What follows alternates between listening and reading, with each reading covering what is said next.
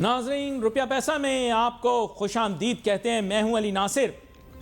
معاملات و واقعات و حالات کسی اور طرف اشارہ کر رہے ہیں، لیکن بات مجھے کچھ اور کرنی ہے۔ کبھی کبھار حالات ایسے ہو جاتے ہیں کہ انسان کو مصلحت کے تحت کچھ باتیں کرنا پڑ جاتی ہیں۔ میں نے ایک صاحب سے پوچھا، سر مجھے بتائیں کہ کبھی کبھی کچھ اس طرح سے ہوتا ہے کہ بیگم کھانا بدمزہ بناتی ہے، بیگم کھانا بدمزہ بناتی ہے تو رزق، اس کی عزت کرنی ہے۔ تو آپ کھانا کھاتے ہیں، بیگم پھر اس کے بعد مطالبہ بھی کرتی ہے کھانا کیسا تھا۔ اب آپ یہ تو نہیں کہہ سکتے کہ بہت پھیکا، بدمزہ کھانا ہے، تو آپ کیا کہتے ہیں؟ واہ واہ کتنا لذیذ ہے، مزہ آ گیا، یہ کہتے ہیں نا۔ وہ دیکھو سارے جتنے خاوند بیٹھے سب اسی طرح کر رہے ہیں، ہاں ہم بالکل صحیح ہے نا، یہ بات ہوتی ہے۔ میں نے ان سے کہا کیا یہ جھوٹ ہے؟ انہوں نے کہا نہیں، یہ مصلحت ہے۔ تو بس آپ یہ سمجھ لیں، کل کیونکہ میں سوچتا رہا کہ ٹی وی کے اوپر اب جھوٹ تو بول نہیں سکتے، روزے کی حالت میں ہوتا ہوں۔ ویسے ہی پاکستان میں لوگوں کی روزہ رکھنے کی جو شرح ہے وہ بہت زیادہ ہے، بہت زیادہ ہے۔ ارے یار، وہ بزرگ نے دعا دی تھی کہ تم زبان سے جھوٹ بولو گے بھی تو اشاروں سے سچ نکل جائے گا۔ نہیں یار، میں بتا رہا ہوں بہت زیادہ لوگ ہیں، یقین کریں، میری زبان پر بھروسہ نہ کریں۔ سمجھ گئے نا آپ بات کو؟ دیکھیں اصل میں بات یہ، اسی طرح آج میں نے جس موضوع کے اوپر گفتگو کرنی ہے ناظرین، مصلحتاً کہ مہنگائی تاریخ کی کم ترین سطح پر آ چکی ہے، ڈسکو ڈانس نہیں رمضان میں نہیں کر سکتے، یہی ٹاپک ہے۔ ہاں مصلحتاً کہہ سکتا ہوں بھائی۔ میں نے ان سے پوچھا تھا کہ بھائی مصلحتاً کہہ سکتے، تو مصلحتاً کہہ سکتا ہوں۔ بھائی جان، میری کہی سنی بات کا برا مت ماننا۔ آپ میں سے بہت ساری آنٹیوں نے تو اپنی جوتیاں اٹھا لی ہیں کہ یہ مہنگائی کم ترین والی سطح پر علی کو آج بہت چھتر پڑیں گے۔ نہیں بھائی، آپ مجھے کیا ماریں گی چھتر؟ میں تو شام کو گھر جاؤں گا، میں اپنی والی سے چھتر کھاؤں گا نا، کیونکہ مہنگائی تو بہت بڑھ گئی ہے۔ اجاز بھائی، آپ زیادہ خوش نہیں ہو، آپ بھی کھائیں گے۔ یہاں پر بہت کم شرح ہے ایسے مرد حضرات کی جو گھر جا کے مہنگائی کی وجہ سے بیویوں سے چھتر نہ کھا رہے ہیں۔ لیکن مجھے کہنا کیا ہے کہ مہنگائی تاریخ کی کم ترین سطح پر آ چکی ہے۔ ناظرین، ایسا کچھ نہیں ہوا، لیکن کیونکہ حکومت کہہ رہی ہے اس لیے میں نے حکومت کی ہر بات ماننی ہے، کیونکہ میں نے ہر حالات میں، ہر معاملات میں گزارا کرنا ہے۔ میں نے سوچا یہ ہے کہ میں کچھوے کی طرح 100 سال زندگی جیوں گا۔ مجھے کوئی شوق نہیں کہ میں خرگوش بن کر ایک ریس جیتنے کے بعد پھنس جاؤں۔ اسی لیے دیکھیں، میں ٹی وی پر چلتا جا رہا ہوں اور بہت سارے لوگ پھنس رہے ہیں۔ مجھے کسی سے بگاڑ پیدا کرنے کی کیا ضرورت ہے؟ امیر آدمی بھلا کیا جانے؟ روزہ رکھنے کا ایک مقصد یہ بھی ہوتا ہے کہ انسان دل کے اندر غریبوں کا درد محسوس کر سکے، بھوکوں کے جذبات سمجھ سکے۔ آپ لوگ تو فوراً یقین کریں، روزے کے اندر میں نے یہ دیکھا کہ جو ہے وہ بہت سارے لوگ جو ہیں، یہ ہمارا چنٹو جو ہے، یہ روزے میں بالکل شری دیوی جیسی حرکتیں کرنا شروع کر دیتا ہے۔ یقین کریں، اس کو چھوئیں بھی نا تو آگے سے کہتا ہے میرا روزہ ہے، مجھ سے بات مت کرو، میرا روزہ ہے۔ تو اسی طرح آپ میں سے بہت سارے لوگ ہیں، مجھے آپ لوگوں کو چھیڑنے کی کوئی ضرورت نہیں ہے۔ میں بھائی اپنا سودا خود خریدتا ہوں، مجھے پتہ ہے مہنگائی کتنی ہے، کم ہے یا زیادہ ہے۔ حکومت کہہ رہی ہے، ہم مان لیتے ہیں، کیونکہ حالات، واقعات، معاملات کا تقاضا یہی ہے۔ ٹھیک ہے، یہ پیٹرول پہ 50 پیسے کم کریں، ہم نے انجمن سے زیادہ ناچ کے دکھانا ہے کہ پیٹرول کی قیمت سستی ہو گئی، خوشخبری عوام کے لیے بہت بڑی خوشخبری۔ میں نے بتایا تھا نا آپ کو، کل حاتم تائی میرے خواب میں آئے تھے، پھر انہوں نے ہاتھ نہیں ملایا میرے ساتھ، تو آپ سمجھ گئے نا بات۔ دیکھیں، میں تو چاہتا ہوں میڈیا والوں کی عزت رہے، کہیں بجلی والوں کے ڈپارٹمنٹ کی طرح ہماری بھی عزت ایسی نہ بن جائے کہ جہاں سے ہم گزریں ہمیں بھی کوئی اسی طرح الفاظ میں یاد کرے۔ کیوں بھائی، یہ بجلی والوں کو آپ کیا کہتے ہیں؟ یہ صوفی صاحب بھی ہم نے بٹھا لیے ہیں بھائی۔ اب رمضان کا مہینہ آیا ہے، ایک صوفی بھی بٹھا لیا میں نے کہا بھائی سب لوگ ہونے چاہیے یہاں پر، برابر کی نمائندگی ہوگی سب کی۔ خیر، میرے ساتھ آج بہت ہی اہم مہمان شامل گفتگو ہیں، جناب شمیم فرپو صاحب جو کہ KCCI کے صدر بھی ہیں۔ اب ہمیں جوائن کریں گے جناب شمیم فرپو صاحب جو کہ سابق صدر KCCI ہیں۔ بات یہ حکومتی دعویٰ ہے کہ مہنگائی اپنی کم ترین سطح پر آ گئی ہے. میں حکومت کے ساتھ آج کل بالکل نہیں بھیڑتا, جو بولتے ہیں میں مان لیتا ہوں. تو شمیم فرپوش صاحب, ویلکم کرتا ہوں آپ کو شو میں. جی جناب, بہت شکریہ, جزاک اللہ. اچھا شمیم فرپوش صاحب, بات کچھ ایسی ہے کہ رمضان کا مہینہ ہے, میں روزے کی کیفیت میں ہوں, آپ بھی ہوں گے, اس لیے میں تو جھوٹ بول نہیں سکتا. اسی لیے میں ہمیشہ کہوں گا دعویٰ ہے, کہتے ہیں, نہیں, میں تو جھوٹ نہیں بول سکتا. کیا مطلب؟ یعنی میں بولوں گا, ظاہری بات ہے میں بھی نہیں بولوں گا. بس پھر بڑا مشکل ہو جائے گا میرے آپ کے دونوں کے لیے پروگرام کرنا. ہمارے تو درمیان میں الحمدللہ یہ بات طے ہے کہ جو بھی بات ہوگی وہ سچ پر مبنی ہوگی. جی, چاہے وہ کتنی کڑوی کیوں نہ ہو. بس شمیم فرپوش صاحب, پھر میں آپ کے ساتھ ایک بڑی تلخ حقیقت اس سال کی آپ کے ساتھ شیئر کروں گا.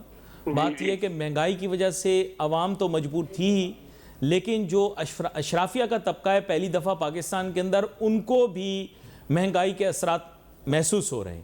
اور مہنگائی کے اثرات اس طرح سے محسوس ہو رہے ہیں کہ جو فلاحی کام رمضان سے ایک ہفتے پہلے شروع ہو جاتے تھے, اور آپ نے دیکھا ہوگا کہ سودا, سلف اور مختلف قسم کے جو اجناس ہیں لوگ بانٹا کرتے تھے, اب ان کی تعداد بھی کم ہے ان لوگوں کی. شاید اس کی وجہ مہنگائی ہو سکتا ہے, میں غلط کہہ رہا ہوں, کیا کہتے ہیں؟ نہیں, بالکل صحیح ہے, اس کے اندر کوئی دو رائے نہیں ہے.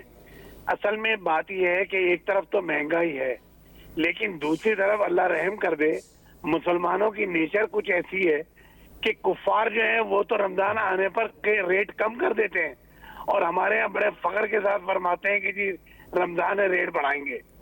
تو یہ بڑے شرم کی بات ہے, مجھے سمجھ نہیں آتی کہ ایسا کیوں ہوتا ہے. یعنی ایک چیز آپ کے پاس ریٹ 400 روپے کی مل رہی ہو, لیکن وہ جیسے ہی رمضان شریف کا چاند ہو جاتا ہے تو وہ فوراً 600 اور 700 روپے پہنچ جاتی ہے. یہ بڑی غلط چیز ہے. اس کے اوپر اللہ کو جواب دینا ہوگا, حساب دینا ہوگا. لوگوں میں اس بات کا شعور ختم ہو گیا ہے. یہ کیا مسئلہ ہے کہ پیسے کا شوق اور پیسے کا یعنی کیا کہتے ہیں لگاؤ بہت ہو گیا ہے پیسے سے, تو حرام اور حلال کی تمیز ہی ختم ہو گئی ہے بالکل. جی, اچھا, یہاں پر آپ نے چونکہ یہ بات کی تو اس چیز کا بھی ادا کرنا یہاں ضروری ہے کہ بنیادی طور پہ رمضان سے کوئی تقریباً 1-1.5 مہینہ پہلے چیزوں کی قیمتیں بڑھا دی جاتی ہیں. اب حکومتی دعویٰ اس چیز کی نشاندہی کر رہا ہے کہ اس دفعہ اس طرح سے نہیں ہوا. اب آپ اس سے اتفاق کرتے ہیں یا نہیں کرتے؟ نہیں, میں تو اس سے اتفاق نہیں کروں گا جی. یعنی کیا کہتے ہیں, روٹین میں کچھ چیزوں کے ریٹ کم ضرور ہوئے تھے, لیکن اب جو رمضان آیا اور جس طرح سے اس کے اندر لوٹ مار مچی ہوئی ہے, ہمارے یہاں چیک اینڈ بیلنس نہیں ہے. ٹھیلوں کے اوپر کھڑے ہو کے خاص طور سے یعنی کیا کہتے ہیں وہ ریٹ اپنے منہ مانگے مانگ رہا ہے, اور ہمیں یعنی کیا کہتے ہیں عوام جو ہے وہ پریشان ہے کہ بھئی کیا کرے. اب یہی چند دن ہوتے ہیں, میں یہ دیکھتا ہوں کہ دوسرے لوگ جو ہیں باخدا دوسرے ملکوں میں ریٹ کم کیے جا رہے ہیں کہ رمضان کی آمد کی وجہ سے ریٹ کم کر دیں.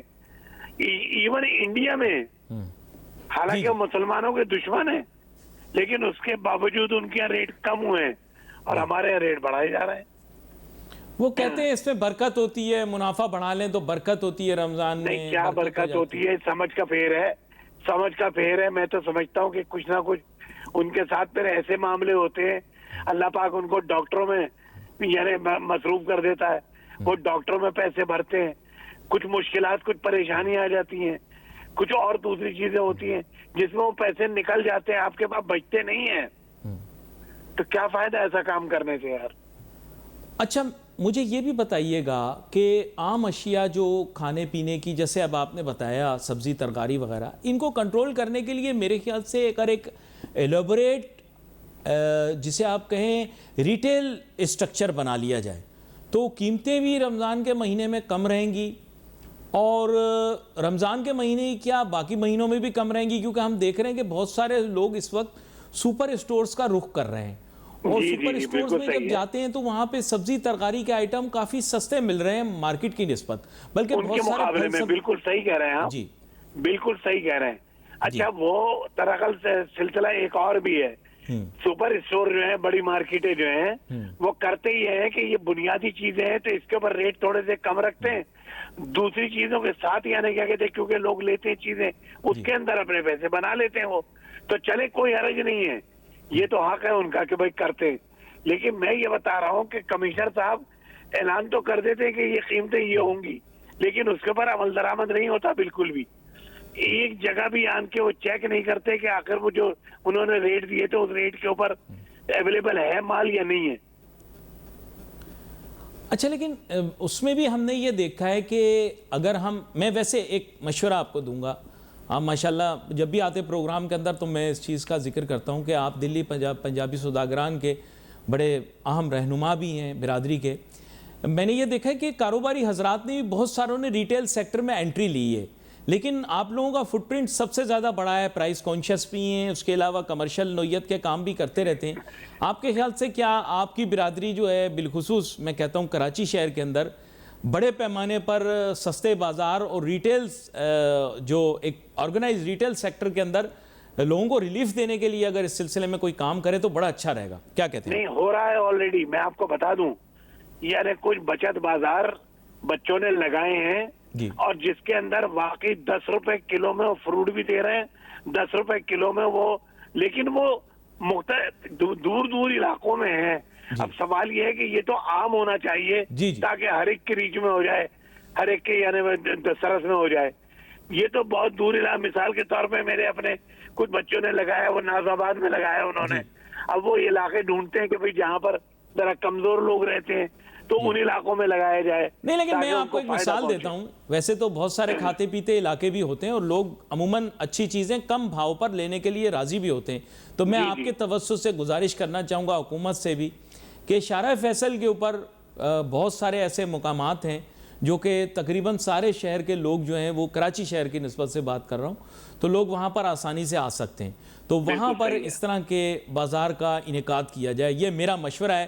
اور اس میں ایکسٹریملی ڈسکاؤنٹڈ نہیں بلکہ رائٹ پرائسڈ، یعنی جو حکومت نے کوٹ کی ہیں پرائسز، جس بنیاد پہ انہوں نے کہا ہے کہ چیزوں کی قیمتیں کم ہو گئی، ان قیمتوں کے اوپر لوگوں کو چیزیں دستیاب ہوں، بہت سستی بھی نہ ہو، مہنگی بھی نہ ہو.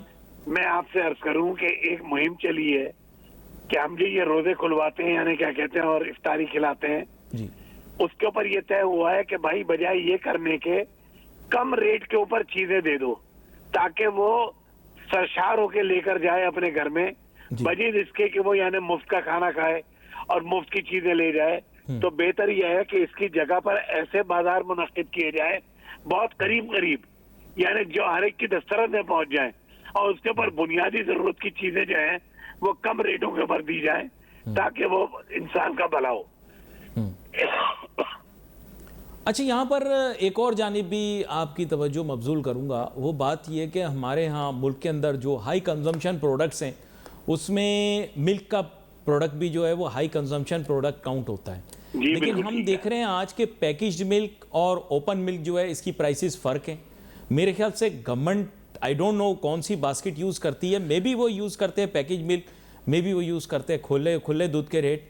تو ان دونوں کے درمیان آپ نے دیکھا ہوگا کہ اب پیریٹی بہت زیادہ بڑھ گئی ہے. تو آپ کے خیال سے اس کو بہتر مینیج کرنے کے لیے کیا کیا جا سکتا ہے؟ نہیں دیکھیے، بہتر مینیج کیا جا سکتا ہے، کوئی چیز ایسی ناممکن نہیں ہے.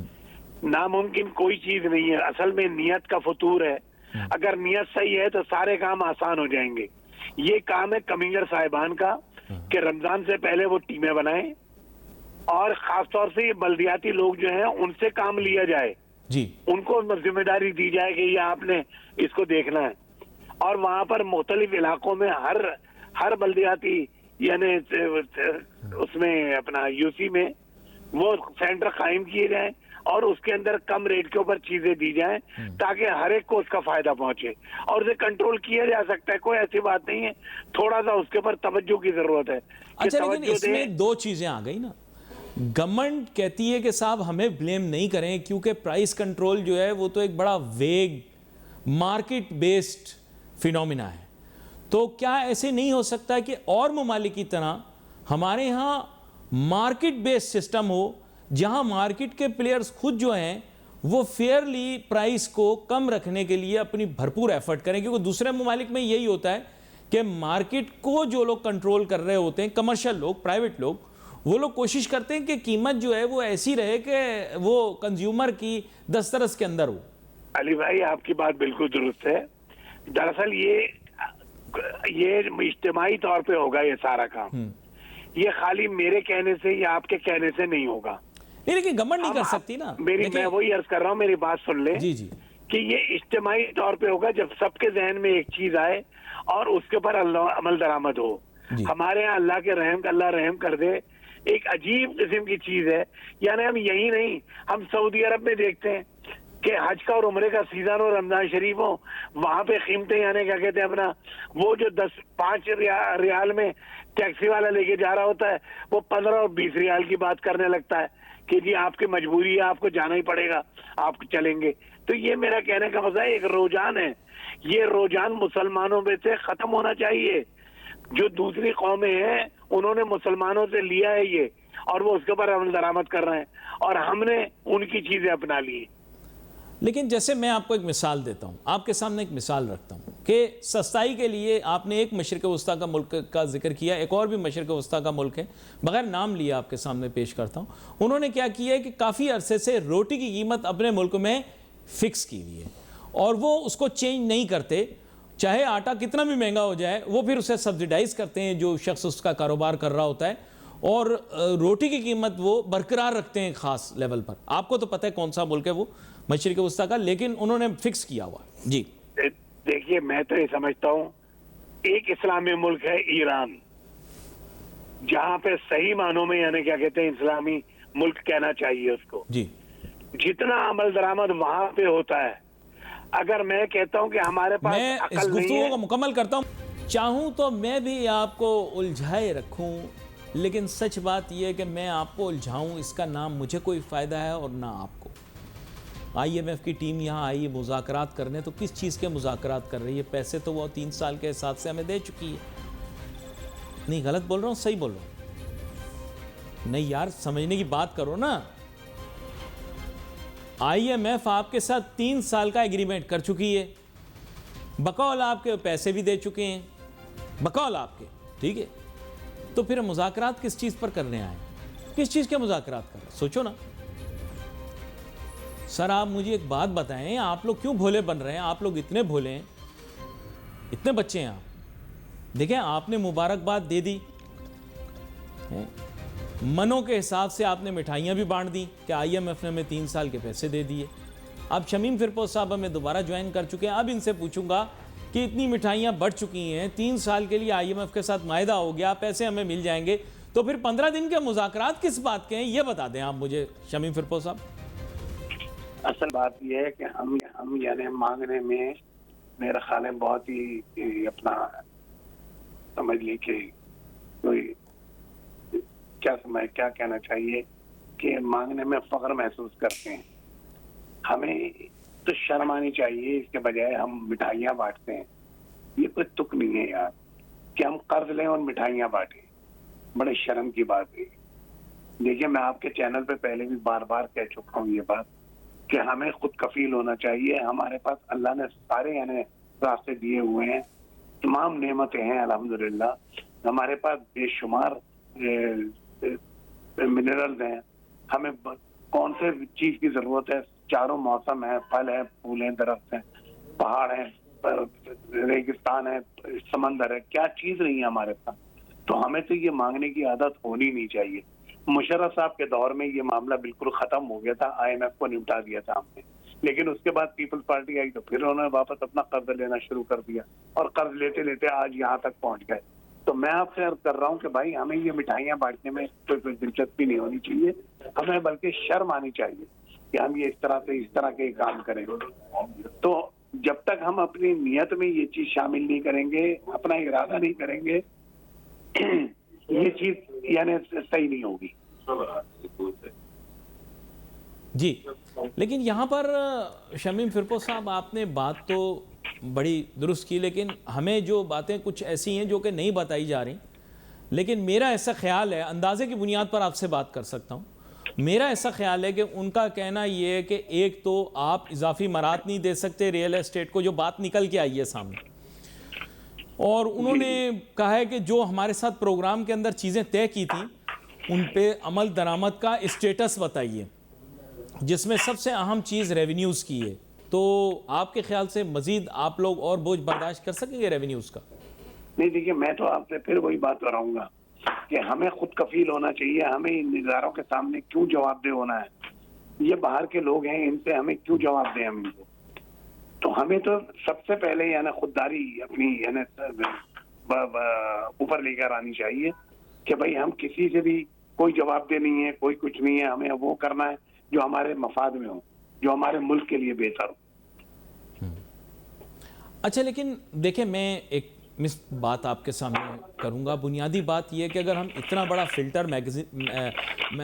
فلٹر سسٹم لگا دیں گے کہ ہم خبروں کو اتنا چھان کے آپ کے سامنے پیش کریں کہ پتہ ہی نہ لگے کہ حقیقی مواد کیا ہے, تو پھر کنفیوژن کریٹ ہو جائے گی نا. دیکھیں 15 دن اگر آئی ایم ایف کی ٹیم یہاں رہے گی تو ہمارے ذہن میں بھی شک و شبہات پیدا ہوں گے. ہم آپ کو کہتے رہے نہیں وہ تو یہاں کھانے آئے ہیں, ہم ان کو نہاریاں کھلائیں گے, ہم ان کو پائے کھلائیں گے, ہم ان کو روزہ کھلوائیں گے, ان سے روزے رکھوائیں گے, تو یہ تو غلط ہو جائے گا نا. ہمیں تو بتانا پڑے گا نا کہ ان کے ساتھ کیا ڈسکس ہو رہا ہے. یہ بات تو عوام کو پتہ ہونی چاہیے کہ ہمارے مستقبل یا ہمارے معاشی مستقبل میں کیا ڈسکس ہو رہا ہے. ایک جھوٹ کو چھپانے کے لیے 70 جھوٹ بولنے پڑتے ہیں. یہ سارے معاملات جب ہوتے ہیں جب آپ کے اندر کمزوری ہوتی ہے. اگر آپ کا ضمیر صاف ہے, آپ سارے کام صاف کرتے ہیں, تو پھر اس کے اندر آپ کو بتانے میں کوئی جھجک نہیں ہونی چاہیے. نہیں دیکھیں یہ جو ہے کہ چینلوں کے پابندی لگا دی گئی ہے کہ نہیں, یہ لیکن خبر دقت نہیں. دیکھیں میں تو یہاں اس کوالٹیٹیو ڈسکشن میں نہیں جاتا. دیکھیں میں تو آپ کے سامنے فرینک بات کرتا ہوں. ہم نے آئی ایم ایف کے ساتھ وعدہ کیا کہ ہم نجکاری کی مہم میں جائیں گے اور ہم سب سے پہلے پی آئی اے کو فروخت کر دیں گے. اب پی آئی اے کو فروخت کرنا تو دور کی بات, ہم پی آئی اے کی نئی گیم بنا رہے ہیں, ہم نے نئے روٹ لے لیے یہ وہ, تو وہ ہم سے آگے پوچھ رہے ہوں گے یار آپ کھیل کیا رہے ہو, آپ ہمارے ساتھ گیم کھیل رہے ہو. آپ کبھی بول رہے ہو ہم پی آئی اے پرائیویٹائز کر رہے ہیں, کبھی بول رہے ہیں ہم نئے روٹس پہ اب آپریٹ کریں گے. مطلب ان کے ذہن میں بھی سوالات ہیں نا اس طرح کے. اور وہ بول رہے ہیں آپ نے اسپیکٹرم بیچنا ہے 5G کا, وہ اسپیکٹرم پہ پروگریس کیا ہے, آپ کی ٹیکس محصولات کی ٹارگٹس میٹ ہو رہی ہیں یا نہیں ہو رہی. تو ان کے جوابات لے رہے ہوں گے نا, یہ کویشچن پوچھیں گے نا وہ. تو نہیں, اس میں کوئی دو رائے نہیں ہے برادر. میں آپ سے عرض کر رہا ہوں کہ قول و فعل میں آپ کے تضاد ہوگا تو یقیناً سامنے کوئی بھی ہوگا, اور وہ تو پھر چونکہ دینے والے ہاتھ ہیں وہ آپ کو دیتے ہیں تو اپنی مرضی کی باتیں بھی کرتے ہیں, اپنی مرضی کے مطابق سارے احکامات آپ سے منواتے ہیں. یہ غلط ہے. میرا کہنے کا مقصد صرف یہی ہے کہ کیا چیز کی ہمارے پاس کمی ہے. ہمارے پاس کوئی چیز کی کمی نہیں ہے. میری خواہش تو یہ تھی کہ آپ کے ساتھ مزید بھی گفتگو تھی, لیکن میں آگے آنے والے دنوں کے اندر آپ کو دوبارہ سے مدعو کروں گا. اس موضوع کو ہم مکمل کریں گے. ناظرین, ہم جس بارے میں بات کر رہے تھے وہ بہت ہی زیادہ اہمیت طلب ہے, اور گفتگو کے دوران یہ وجہ اس لیے آئی کیونکہ ظاہری بات ہے انفلیشنری ٹارگٹ بھی انہوں نے کچھ ڈٹرمن کیا ہو.